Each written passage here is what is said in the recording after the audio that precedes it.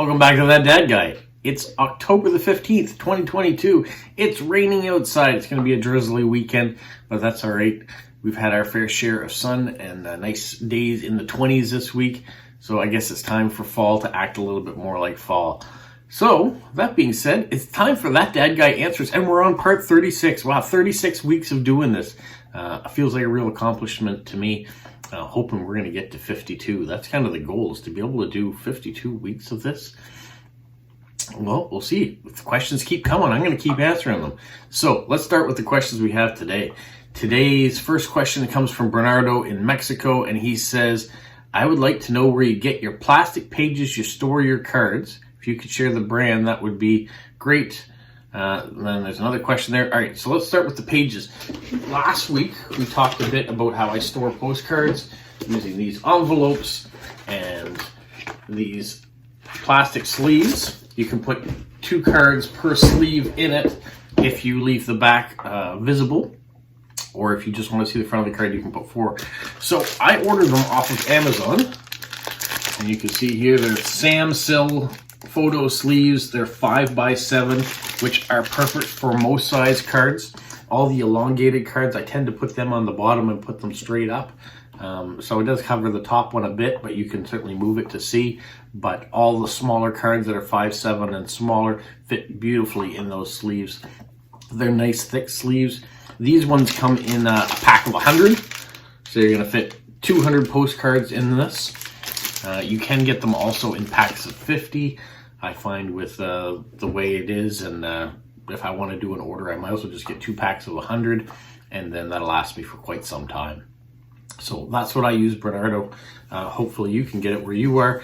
I'm not sure if Amazon is the same wherever with what they stock or what they're available, but that's where I get mine. So they're Sam Sill photo sleeves 5x7. That's what you can look for. All right, you have another question that says, where do you print your cards? They look awesome, thank you. Best regards and happy Thanksgiving weekend. So the cards that I've done so far, and probably the one he's referring to, is the World Postcard Day card, where you've got a picture of Polo with his arms out. That was very popular. I'm very pleased with that. Nicole in Ohio actually got me going on creating one, so I want to send a special thanks out to her for encouraging me to design one this year and send one out. I've had a few people that have requested for swaps with those cards since, and unfortunately I only made 40 of them, and 40 of them went out to special people.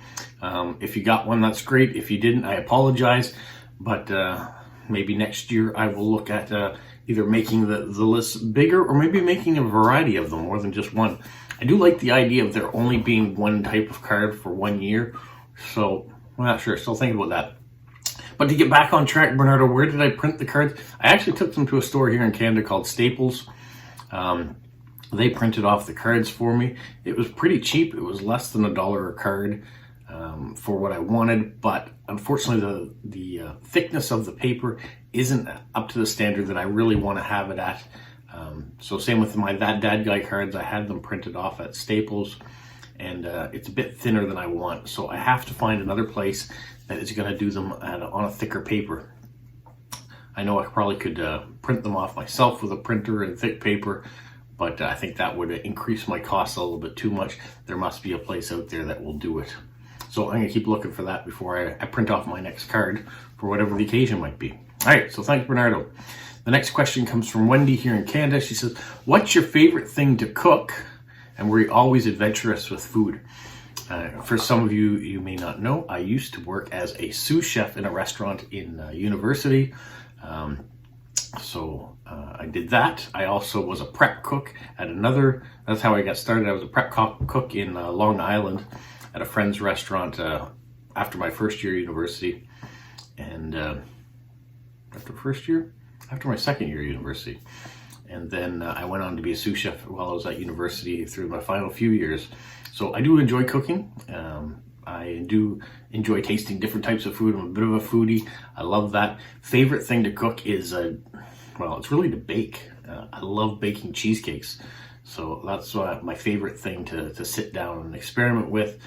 When I was in New York many, many years ago, I brought a cookbook back from Junior's Cheesecake, in New York, and I've gone through a lot of the recipes there, and I've made some that are in the cookbook, but also modified some to what I wanted to try to achieve.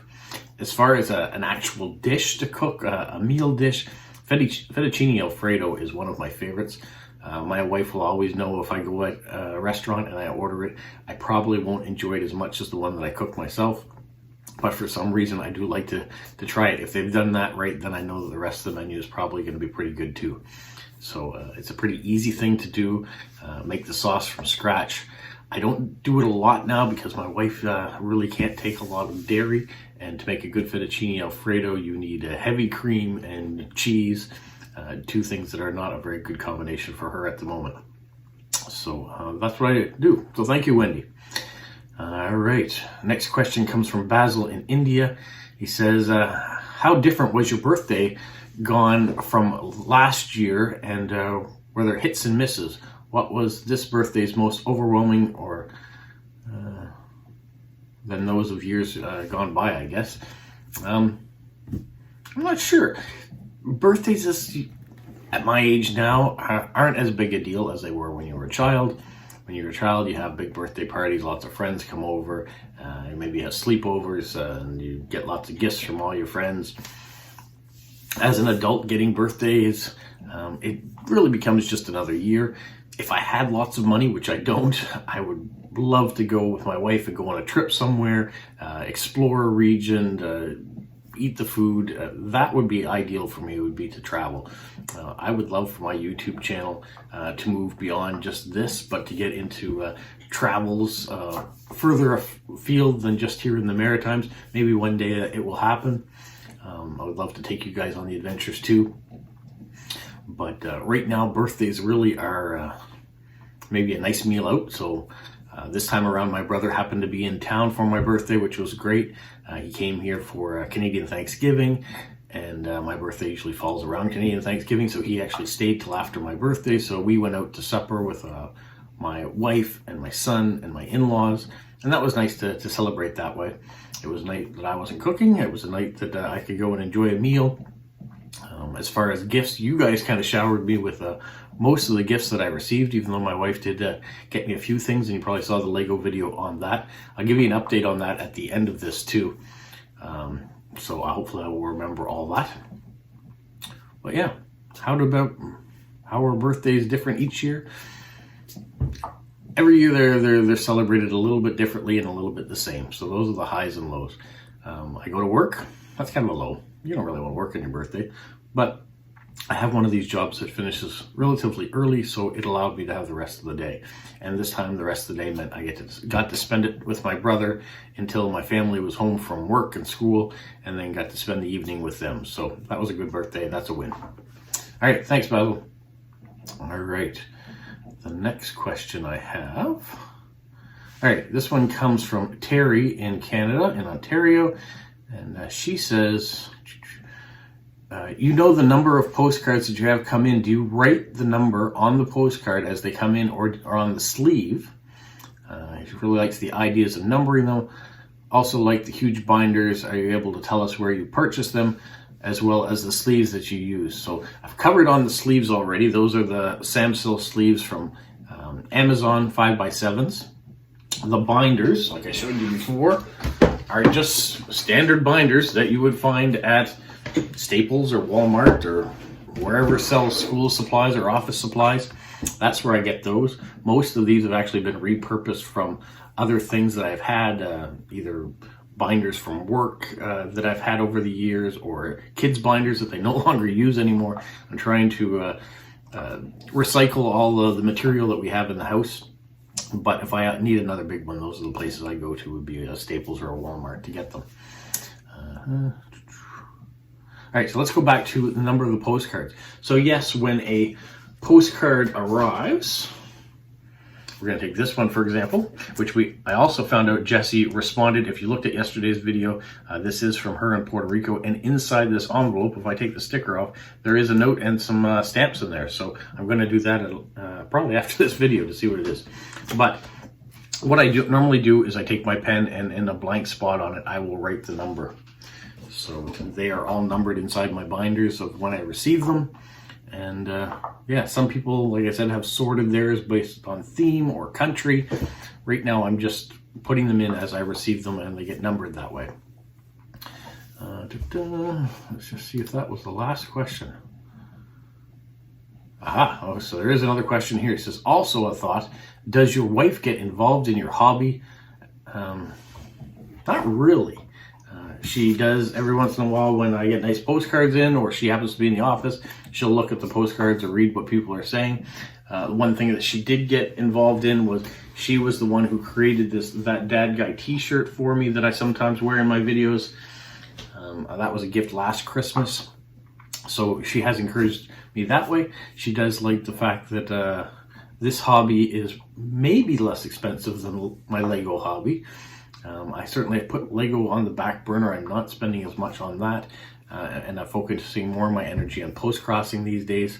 But both of them can get expensive. Postcards, I got lots of them now, so I don't really need to spend money on postcards, and people send me postcards, which is great. My biggest expense right now is postage stamps, and that does get expensive when you're sending lots and lots of cards. So it adds up, and that's why I'm kind of cutting back a little bit on swaps with newer people, even though I do have 2 new ones I said yes to this week. They were from new countries, so I wanted to encourage them.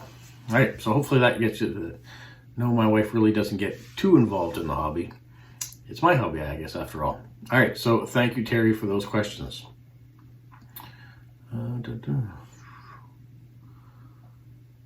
All right, here comes one from Lieve in Belgium, and she says, I haven't watched all your answered videos. Well, you got to go back and watch them. So maybe it has been asked already, but how does your family, okay, this is kind of a take on the last one. How does your family feel about your postcard hobby? She said she's an avid postcard crosser, as I know, and always sits in the living room with her husband where do I write? And does my family do I do it with my family, or do I do it in a separate room, maybe even a man cave? All right, so no, first question, does my family get involved in my hobby, and how do they feel about it? They don't really get involved in it. They don't really tease me about it or anything like that, but I tell them if I get something, a card come in, I share whatever people have sent, so they see it that way, but they're not interested in writing postcards or doing any of that. They have gotten to the point where they are looking for postcards where they go out to places. So yes, that's great. My wife certainly made mention of that when we were in Montreal. You know, you can probably find postcards here or there. So they encourage that way. I do have my wife's aunt supplies me with some postcards. My brother has been kind enough to find postcards for me and send them to me. My sister has sent them.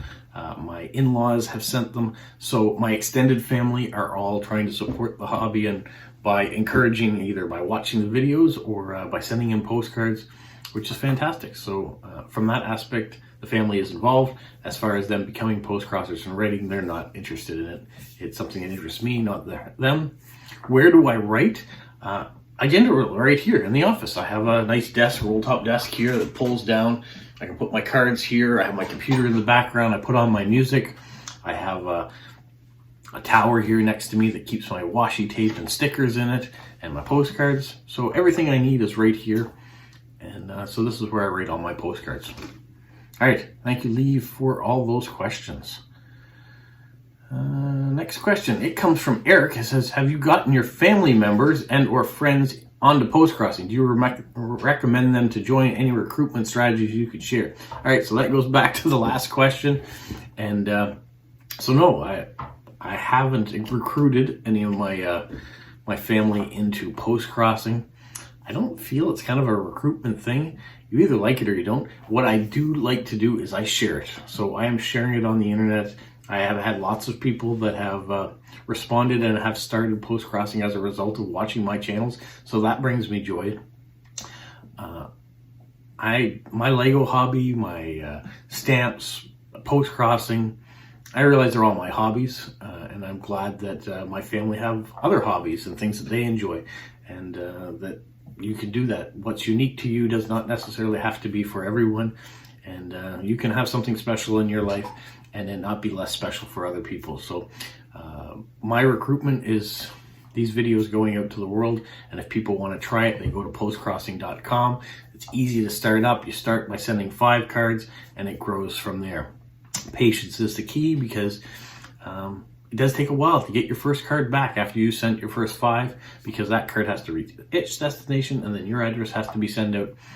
So it takes a bit. And what I encourage, if you want to get more postcards, is to get into direct swaps. If you start doing that, for example, I've got twice as many direct swaps done as I have regular official postcrossing, and they're equally valuable to me. When I get a card from anyone, either someone that I've gotten to know or a card from someone I've never met before and probably never will, very special getting mail like that.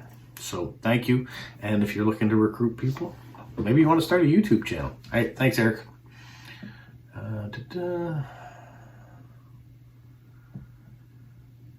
Another statement, not really a question here, so I'll skip over that. Another question coming from Eric. It says, you touched on the subject of printing your own World Postcard Day cards and how Staples grammage was not enough for your liking, which I talked about again today. See that many people are able to get their postcards for meetings on cardboard paper. Not sure if that's accurate. Not sure what the question is, really. I guess it's probably the question is, oh, here we go. I have to expand it a bit more. So do you know where they make these cards? I don't. I know that some people have gone to Vistaprint. So that's an online site. I'm not sure if it's a thicker paper you get doing that. I will have to continue asking around, and I'm going to, if you guys have suggestions of places that you've printed your postcards that is on a thick cardboard type paper, cardboard stock, yeah, let me know. Leave it in the comments so I can check it out. It says, do you know of any other print shops that make these top quality postcards? If you know a few, would you be interested in sharing them? Which services will you use for the second edition? I'm not sure. So when I find out a good one and get a copy printed off that's the right liking, I certainly will share the information on what company I am using. If you're a company that does postcard printing or are willing to print postcards, let me know. Reach out to me. Especially if you're one in Moncton. I would love to support a local company that, for the right price, is willing to make some postcards for me. All right. So if you're in Moncton, reach out to me. All right. I think that is my last question. So quite a few different questions there, but interesting to see that a lot of the questions are actually overlapping with other people's. So everybody's kind of on the same mindset last week or through this week of what they wanted to hear. They wanted to hear about these pages and sorting your postcards. They wanted to hear about printing new postcards, which I'm overwhelmed and happy that those of you who have gotten the postcard of Polo this year have enjoyed it. And for those of you who have just seen the pictures on Instagram and have wanted to get one, I thank you too for reaching out, at least for inquiring about them. It makes me feel happy that I went with the right design, and Polo made an impact on you guys. All right, well, that's all I've got. So hopefully through this process, you guys have thought of more questions, maybe on different topics, and leave them in the comments below. So next week, part 37 will be next week. And it will be of varied topics as well. So I thank you once again for all the questions. Keep up coming in with new questions, and I'll keep up answering them. So have a magical week. And let me show you something. Here's the bonus that I said that I would tell you about. So I bought a few characters to go with the ones that I opened before. You'll now see that if we look at the instructions, I have all the back row here. I have all them. I have all the front row right here, but I have absolutely none of the 4 main characters that are in the middle. So I've got to find 4 more of these characters to find Kermie, Miss Piggy, Fozzie, and Animal. There you have it. Hopefully I will get the last 4 characters somehow, and then the set will be complete. All right, that's what I've got. We've answered the questions. Now I got to get off and do something else. Have a magical week. What, Polo? You say like, subscribe, share, and tell all your friends? Who's a good boy? Who's a good boy? Bye.